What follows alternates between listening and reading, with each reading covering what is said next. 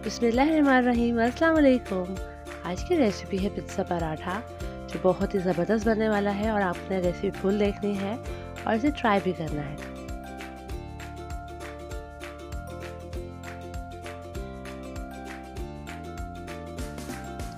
तीन किलो मैदा लेने के बाद इसे मैंने छान लिया था और अब इसमें डाल दिया है 4 खाने का चम्मच ऑयल और 1 खाने का चम्मच नमक डालने के बाद इसे अच्छी तरह से गूंद लेना है और एक सॉफ्ट सा डो रेडी करना है।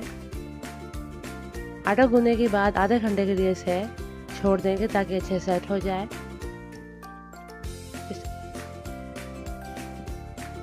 अच्छी तरह आटा गूंद लिया है मैंने और उस पर ऑयल लगा दिया है ऊपर और इसे कवर कर देंगे और आधे घंटे के लिए छोड़ देंगे। 1.5 किलो चिकन लिया है और 1 खाने का चम्मच लाल मिर्च पाउडर, हाफ टी स्पून गरम मसाला पाउडर, 1 चाय का चम्मच नमक, 1 खाने का चम्मच चिली सॉस, 1/4 टीस्पून अदरक पाउडर, हाफ टी स्पून लहसुन पाउडर, 1 खाने का चम्मच पेपरिका पाउडर, 1 खाने का चम्मच कुटा हुआ धनिया। सबसे पहले चिकन को अच्छे से वॉश कर लिया था और इसमें मैंने एक बाउल में डाल दिया है, मिक्सिंग बाउल में डाल दिया है और अब इसमें डाल देंगे तमाम स्पाइसेस। और आप जो है लहसुन अदरक पाउडर की बजाय आप लहसुन अदरक पेस्ट भी इस्तेमाल कर सकते हैं। और तमाम स्पाइसेस डालने के बाद इसे अच्छी तरह से मिक्स करेंगे और आधे घंटे के लिए इसे छोड़ देंगे।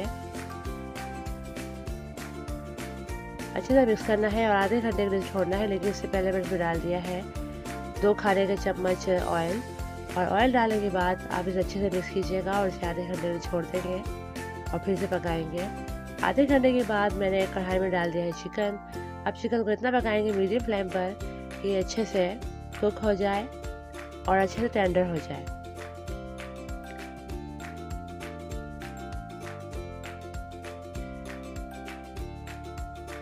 अब देखिए चिकन जो है हमारा अच्छे से पक चुका है और उसमें पानी बिल्कुल नहीं है। अब आधे घंटे के बाद मैंने एक पेड़ा बना लिया था डो का और अब इसे अच्छी तरह से फैलाना है हाथों की मदद से और इसे थोड़ा लंबाई में आपने फैलाना है। इसका हम एक पराठा बनाएंगे। इस तरह से इसे लंबाई में फैलाना है। आप जिस तरह बनाते हैं पराठे, लच्छे पराठे, आप इस तरह बना लीजिएगा जो स्टाइल आपका होगा। और इसे फैलाने के बाद इस तरह से आपने इसे घी लगाने के बाद इस शेप में लेके आना है और इसके पराठे बनाने हैं। इसे थोड़ा लंबा करना है। मैं आपको इससे पहले भी लच्छा पराठा बनाना सिखा चुकी हूँ। आप उस तरकीब से भी पराठे बना सकते हैं। मकसद ये है कि हमें यहाँ पर लच्छा पराठा ही बनाना है। आप जिस तरह बनाते हैं उस तरह बनाइए। मैंने आपको एक दूसरा अंदाज सिखाया है, इससे पहले भी मैं आपको सिखा चुकी हूँ। अब इस तरह से इसे फोल्ड कर देंगे और 5-10 मिनट के लिए तमाम पेड़े बनाने के बाद छोड़ देंगे।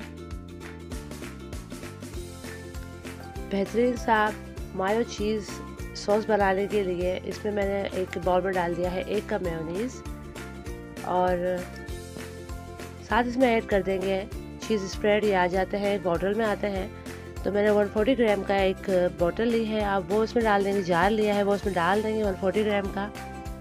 और ये चीज़ सॉस बहुत क्लासिक, बहुत ज़बरदस्त बनता है और इसे बनाना इसलिए आसान है कि इसे कोई पकाने झंझट नहीं है कि आपने चीज़ डालना है, वाइट सॉस बनाना है, इस तरह कुछ नहीं है। बहुत क्विक बनने वाला है। और 1 खाने का चम्मच बिल्कुल फ्रेश कुटा हुआ लहसुन भी इसमें डाल दूंगी ताकि इसका फ्लेवर और ज़बरदस्त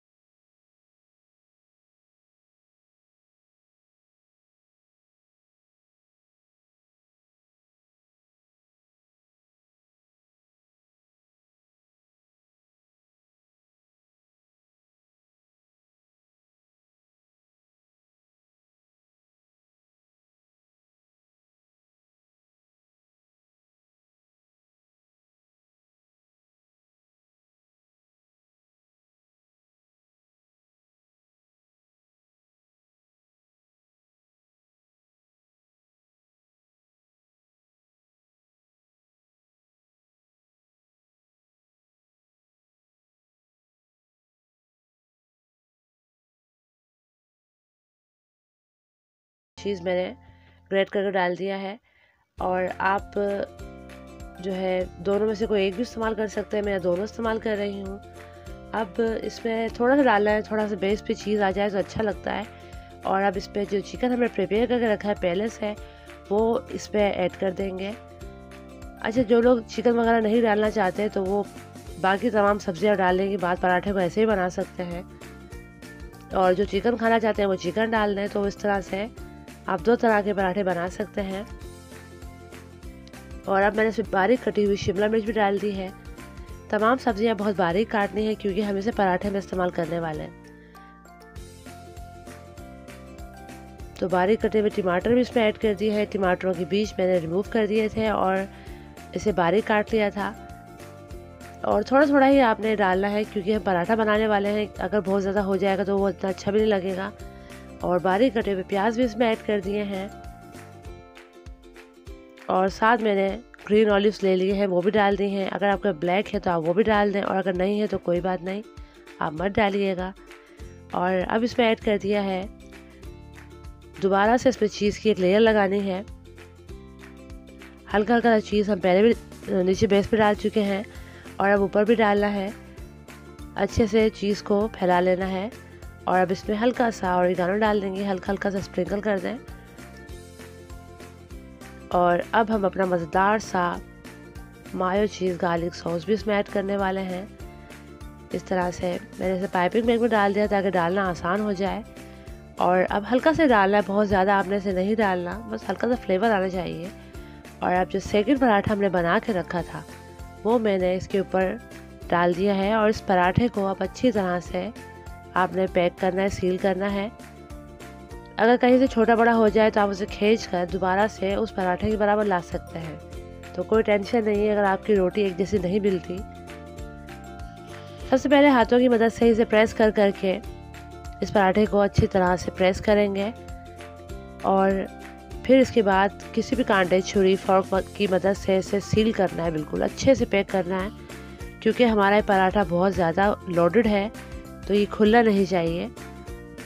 اچھے سے پیک کرنے کے بعد توے کو میں نے اچھے سے گرم کر لیا ہے، اور اب اس پہ پراٹھا ڈال دیں گے، اور اب ڈالنے کے بعد بھی تھوڑا ہاتھوں کی مدد سے آپ اسے پریس کر لیجئے تاکہ فیلنگ ہماری بالکل ایکول ہو جائے۔ اور اب ساتھ گھی بھی لگاتے جائیں گے، یا آپ گھی استعمال کریں یا پھر بٹر یوز کیجیے گا، آئل مت یوز کیجیے گا کیونکہ آئل سے جو پراٹھا ہے نا وہ کرسپی نہیں بنتا۔ لیکن اگر کسی وجہ سے آپ آئل نہیں کھانا چاہتے تو آپ آئل لگا سکتے ہیں، مگر پراٹھے گھی میں ہی بہت اچھے بنتے ہیں۔ اور اس پہ دیسی گھی اپلائی نہیں کرنا آپ نے، کیونکہ دیسی گھی بہت اسٹرانگ ہوتا ہے۔ اس طرح سے آپ نے پراٹھے کو بہت اچھی طرح سے سیکنا ہے، میڈیم فلیم پر، ہائی فلیم نہیں کرنی، میڈیم فلیم پر ہی آپ نے یہ کام کرنا ہے۔ اب دیکھیں اچھا سا کلر ایک طرف آ گیا، دوسری طرف بھی ایسا کلر آ جائے گا تو ہم اسے نکال لیں گے۔ اب یہ اچھی طرح سے ہمارا پراٹھا سیک چکا ہے، اب اسے نکال لیں گے۔ اب میں آپ کو کاٹ کے بھی دکھاتی ہوں کہ یہ کتنا کرسپی ہے۔ ویسے دکھنے سے آپ کو لگ ہی رہا ہوگا کہ ہمارا پراٹھا کتنا کرسپی ہے اور بہت ہی ٹیسٹی بننے والا ہے۔ آپ اسے بریک فاسٹ میں بنائیے، بچوں کو بنا کے دیجیے، بچے تو بہت زیادہ خوش ہوں گے۔ اور اس طرح سے آپ اسے کٹ کر لیجیے۔ میں نے آپ کے ساتھ جو ریسیپی پیزا پراٹھا کی شیئر کی ہے وہ بہت زبردست بننے والی ہے۔ یہ دیکھیں کتنی ٹیسٹی اور کتنا زبردست یہ لگ رہا ہے، اور واقعی میں بہت مزے کا بنا تھا۔ تو اگر ریسیپی اچھی لگے تو اسے لائک اور شیئر کرنا مت بھولیے گا۔ اگر چاہیں تو چینل سبسکرائب کر لیجیے گا، آپ کی سپورٹ ہی مجھے آگے بڑھنے کا راستہ دکھاتی ہے، مجھے حوصلہ دیتی ہے۔ تو اچھے فیڈ بیک بھی دیا کریں۔ اپنا بہت سا خیال رکھیے گا۔ اللہ حافظ۔